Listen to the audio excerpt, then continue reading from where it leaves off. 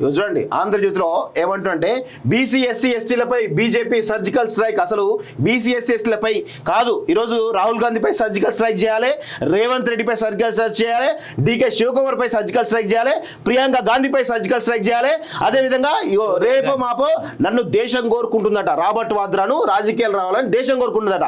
అలాంటి సన్నాసుల పైన ఈరోజు సర్జికల్ స్ట్రైక్ బీజేపీ ఖచ్చితంగా చేయాల్సిన అవసరం ఉంది. ఎందుకంటే ఈ దేశంలో మూలవాసులైనటువంటి బీసీ ఎస్సీ ఎస్టీలకు అనేక రకాలుగా ఇబ్బందులు పెడుతున్నారు. గత 70 సంవత్సరాలుగా వెనక వేస్తున్నారు వీళ్ళంతా కలిసి. సో వీళ్ళపైన సర్జికల్ స్ట్రైక్ చేయాల్సిందే ఖచ్చితంగా. భారతీయ జనతా పార్టీ మళ్ళీ అధికారులకు వస్తే చేయాలని చెప్పేసి డిమాండ్ కోరుతా ఉన్నాను. ఒకవేళ చేయకపోతే భారతీయ జనతా పార్టీ కూడా మూల్యం చెల్లించుకోవాల్సిన అవసరం వస్తుంది కూడా భారతీయ జనతా పార్టీ కూడా మేము వార్నింగ్ ఇస్తా ఉన్నాం. ఈ సందర్భంగా రాబర్ట్ వాద్రా పేరు వచ్చింది కాబట్టి ఒక విషయం తెలియాలన్న ప్రజలకు కూడా. గత 10 ఏళ్లుగా రాబర్ట్ వాద్రా ఏం జాబ్ చేస్తున్నాడు? 21,000 కోట్లు ఆయన ఆస్తి. ఆయన కూతురు వయసు 21 ఏళ్ళు. ఆ పిల్ల పేరు మీద 3,127 కోట్లు ఆస్తున్నది. వాళ్ళ ఏం చేస్తున్నది? దేశాన్ని దోసుకొని తప్ప వాళ్ళు చేసే పనే ఉన్నది. ఎగ్జాక్ట్లీ 21 ఏళ్ల పిల్ల పేరు మీద 3,127 కోట్ల ఆస్తి అంటే ఆమె ఏం చేస్తున్నది? రాబర్ట్ వాద్రా ఎట్లా ఇచ్చిండు ఆ పిల్లకి? ఇస్తే ఇచ్చుకున్నాడు సరే. రాబర్ట్ వాద్రా మొదటి నుంచి కూడా కొన్ని వేల కోట్లు లక్షల కోట్ల వాళ్ళ ఆస్తి అనుకుంటే ఇచ్చారంటే అందం ఆనందం. అసలు రాబర్ట్ వాద్రా అనేటోడు ఈ నెహ్రూ ఫ్యామిలీలోకి ఎట్లా వచ్చిండు? రాహుల్ గాంధీ సోనియా గాంధీ ఫ్యామిలీలకి. అండ్ వానికి అన్ని ఆస్తులు ఎక్కడి నుంచి వచ్చినాయి? అసలు ఈ కాంగ్రెస్ పార్టీ పూర్వపరాలు ప్రాపర్ గా చెక్ చేస్తే కాంగ్రెస్ పార్టీకి వస్తున్నటువంటి ఫండింగ్ ఏ దేశం నుంచి వస్తుంది, ఎవడిస్తున్నాడు అనేటువంటిది బయటకు పడితే మిగిలిన డీటెయిల్స్ అన్ని కరెక్ట్ గా అర్థమవుతాయి. 1925లో ఆర్ఎస్ఎస్ ఏర్పాటు చేసినప్పుడు 100 ఏళ్లలో భారత్ను హిందూ దేశంగా మార్చాలని, రిజర్వేషన్లు వంటి వాటిని సంపూర్ణంగా తొలగించాలని ఆ సంస్థ లక్ష్యంగా పెట్టుకుంది. అసలు విషయం ఏంటంటే ఈయననే ఆర్ఎస్ఎస్ ఈయన మాట్లాడుతూ ఉన్నాడు.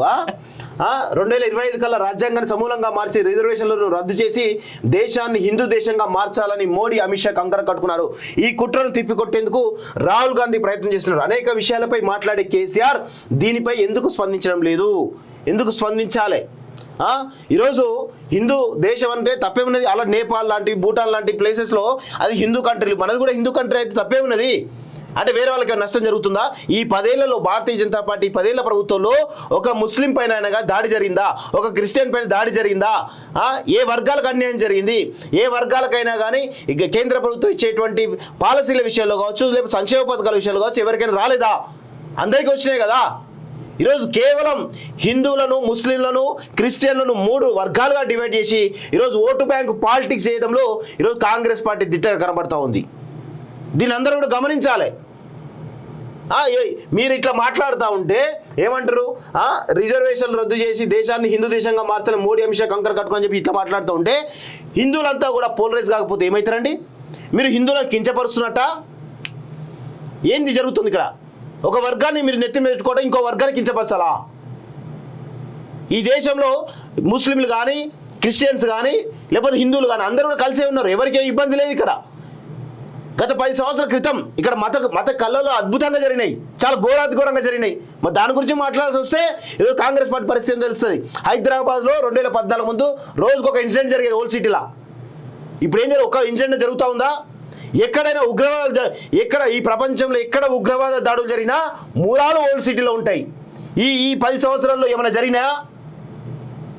ఈ 10 సంవత్సరాల్లో ఒక ఉగ్రవాద దాడి జరిగితే దాని మూలాలు ఈరోజు ఓల్డ్ సిటీలో ఉన్నాయనేటువంటి దానిలో ఏమైనా జరిగినా?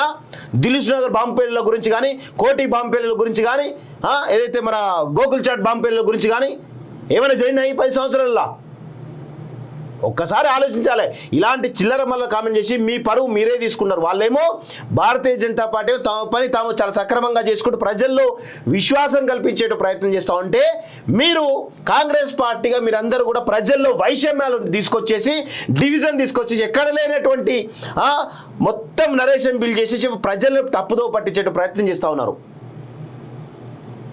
ఇక మీరు మళ్ళొక 5 సంవత్సరాలు కనుక ఈసారి కనుక భారతీయ జనతా పార్టీ కనుక 400 సీట్లు పొరపాటున వచ్చినాయి అనుకోండి, రేవంత్ రెడ్డి లాంటి వాళ్ళు కానీ, డీకే శివకుమార్ కానీ, రాహుల్ గాంధీ లాంటి వాళ్ళు కానీ టపాగా మీరంతా తట్టబుట్ట సర్దుకొని ఏ పాకిస్తాన్కో, ఏ ఆఫ్ఘనిస్తాన్కో, ఏ తాలిబాన్ల దగ్గరకో పోవాల్సిన పరిస్థితి ఉంటుంది తప్ప వేరే ఉండదు. గుర్తుపెట్టుకోండి. 400 కూడా అవసరం లేదు, 300 వస్తే భయపెట్టి 1990లో మండల్ కమిషన్ వ్యతిరేక ఉద్యమానికి ఆర్ఎస్ఎస్ నాయకత్వం అన్నమాట.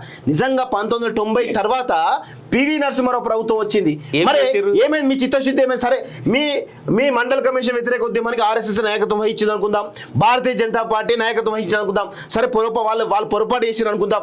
మరి 1991-92లో పివి నరసింహారావు ప్రభుత్వం ఉంది కదా, కాంగ్రెస్ ప్రభుత్వమే కదా, ఎందుకు మండల్ కమిషన్ ఇంప్లిమెంట్ చేయలేదు? సరే పోనీ దాని తర్వాత కూడా కాదనుకుందాం. ఈ బీజేపీ రాకముందు మొత్తం 10 ఏళ్ళు మీరే కదా, మన్మోహన్ సింగే కదా, రబ్బర్ స్టాంపే కదా ఉన్నది. ఘోరమైన రబ్బర్ స్టాంప్ అది అసలు. 2025 నాటికి భారత్ను మత రాజ్యంగా మార్చడమే ఆ సంస్థ లక్ష్యం. 3/2 మెజారిటీకే బీజేపీ 400 సీట్లు అడుగుతుంది. బరాబర్ అడుగుతుంది, తప్పేమి, వాళ్ళ లక్ష్యాలు వాళ్ళకు ఉన్నాయి. అసలు మీకు 100 వస్తాయో కూడా డౌట్ ఉన్నాయి వాస్తవం. మీరు ఆ 100 లక్షలు కూడా పెట్టుకోవట్లే, 100 లక్షలు కూడా పెట్టుకో, మాకు 100 సీట్లు వస్తున్నాయనే లక్ష్యం కూడా మీకు లేకుండా పోయింది వాస్తవంగా చెప్పాలంటే. ఫుల్ ఫ్లెడ్జ్డ్ అవుట్ కనీసం నెంబర్ కూడా చెప్పలేకపోతున్నారు మీరు. ఎంత వస్తాయి మాకు, 200 వస్తాయా, 300 వస్తాయా, 400 వస్తాయా, ఒక నెంబర్ కూడా చెప్పలేకపోతున్నారు మీరైతే. కనీసం వాళ్ళని లక్ష్యం పెట్టుకున్నారు. ఏమనంటేనేమో వాళ్ళకు 400 రావద్దు, 300 రావాలనే కోణంలో ఆ 400 నుంచి 300 తగ్గడానికి మాత్రమే ప్రచారం చేస్తున్నారు తప్ప వేరే ప్రచారం కనబడతలేదు. వీళ్ళ ప్రచారం, కాంగ్రెస్ వాళ్ళ ప్రచారం ఎట్లా చూసుకున్న బీజేపీని ఎట్లా అధికారంలోకి తేవాలని వీళ్ళే ప్రయత్నం చేస్తున్నట్టున్నది. ఇక వీళ్ళకి ఏంటంటే ప్రజల్లో ఒక రకమైనటువంటి కేసీఆర్ ను గద్దె దించిన తర్వాత ఇష్టారీతిన హామీలు ఇచ్చారు వాళ్ళు. ఏ హామీ పెడతారు? ఇక నువ్వు ఈ డిసెంబర్ 8 నైట్ వరకు మీరు లోన్లు తీసుకోండి 2 లక్షలు, డిసెంబర్ 9 పొద్దున 10 గంటలకు అయిన తర్వాత 11 గంటలకు రుణమాఫీ చేస్తారు, 2 లక్షలు రుణమాఫీ చేస్తా అని చెప్పేసి అన్నటువంటి రేవంత్ రెడ్డి అలా అనేకమైనటువంటి ఫేక్ ప్రచారాలు చేసి ప్రజలను డైవర్ట్ చేసి అధికారంలోకి వచ్చిండు. ఇప్పుడు ఏంది అంటే ప్రజల్లో నెగిటివ్ వస్తూ ఉన్నది. ఖచ్చితంగా భారతీయ జనతా పార్టీ అని మోడీ మాని కానీ స్పష్టంగా గ్రౌండ్లో కనబడతా ఉంది. ఇది ఏం చేయాలి? ఒక్క సీటు కనీసం 2-3 సీట్లు కూడా వచ్చేటువంటి పరిస్థితి లేదు కాంగ్రెస్ పార్టీకి. ఇప్పుడు ఏం చేయాలి? మళ్ళా పాత ఫేక్ ప్రచారం తీసుకురావాలని కోణంలో ఈరోజు ఫేక్ ప్రచారం చేసి ప్రజలు నమ్మే బలికేటో ప్రయత్నం చేస్తున్నాడు రేవంత్ రెడ్డి. దీనికి ఖచ్చితంగా మూల్యం చెల్లించుకోవాల్సినటువంటి అవసరం ఖచ్చితంగా ఉంటుంది. ఖచ్చితంగా మూల్యం చెల్లించుకుంటూ కూడా రాసి పెట్టుకో. 3 అప్పుడే రాజ్యాంగాన్ని మార్చి మనుధర్మం అట. అసలు మనుధర్మం ఏంటి అది చెప్పాలి. ఈ కుట్రలను ప్రజలు తిప్పికొట్టాలి. దీనిపై కేసీఆర్ వైఖరి ఏమిటి? నల్గొండ ఖమ్మం నియోజకవర్గాల్లోనే బీఆర్ఎస్ పార్టీకి 2వ స్థానం. నల్గొండ ఖమ్మం నియోజకవర్గాల్లో బీజేపీకి వస్తుంది 2వ స్థానం. బీఆర్ఎస్కి వచ్చే పరిస్థితి లేదా? రాష్ట్రంలో కాంగ్రెస్కు 14 సీట్లు కాదు, 1+4 5 సీట్లు వస్తాయి. 1+4 5 మాత్రమే వస్తాయి. 10 నుంచి 12 భారతీయ జనతా పార్టీ రాబోతున్న 5 వీళ్ళకి వస్తాయి. ఒకటి బీఆర్ఎస్, ఒకటి ఎంఐఎం, అంతే. అంతకు మించి ఒక సీట్ ఎక్కువ వచ్చేటువంటి పరిస్థితి కాంగ్రెస్ పార్టీకి లేదు. గ్రౌండ్లో అసలు లేదు. దక్షిణాన ఇండియాకు 100కు పైన అట. అబ్బో, అంటే 150 సీట్లలో 100 వస్తాయి. బో గ్రేటే. అంటే ఇండియా అంటే ఎక్కడ వస్తాయి వీళ్ళకి? కర్ణాటకలో వస్తాయా, తెలంగాణలో వస్తాయా, తమిళనాడులో వస్తాయా, లేదంటే కేరళలో వస్తాయా? ఎక్కడ వస్తాయి? కేరళలో వయనాడులో మీ రాహుల్ గాంధీ గెలుస్తాడా? ఆయన ఓడిపోతాడు. అసలు తమిళనాడులో కాంగ్రెస్ ఉందా? ఆంధ్రప్రదేశ్లో కాంగ్రెస్ ఉందా?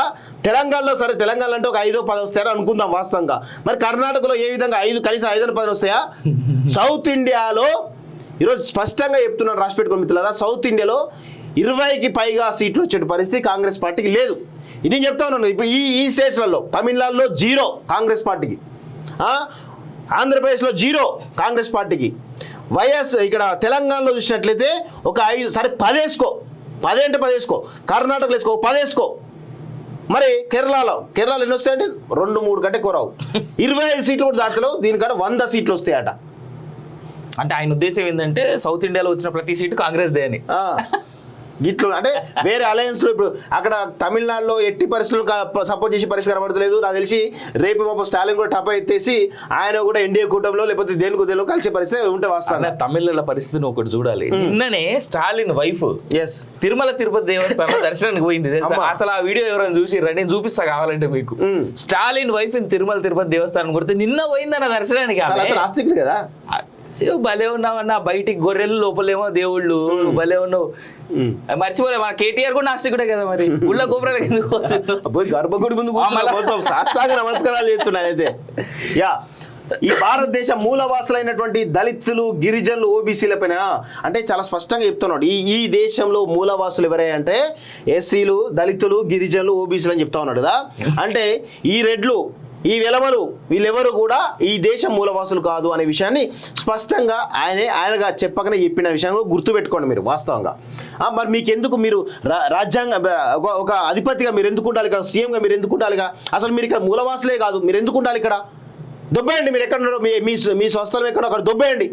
ఈ రెడ్డిలు వెలమలు అందరు దొబ్బేయండి అయిపోతుంది లొల్లుడుతుంది పీడ వదులుతుంది తెలంగాణ కానీ ఈ దేశానికి కానీ ఈ కుట్రను అర్థం చేసుకొని తిప్పికొట్టాలని ముఖ్యమంత్రి రేవంత్ రెడ్డి పిలుపునిచ్చారు.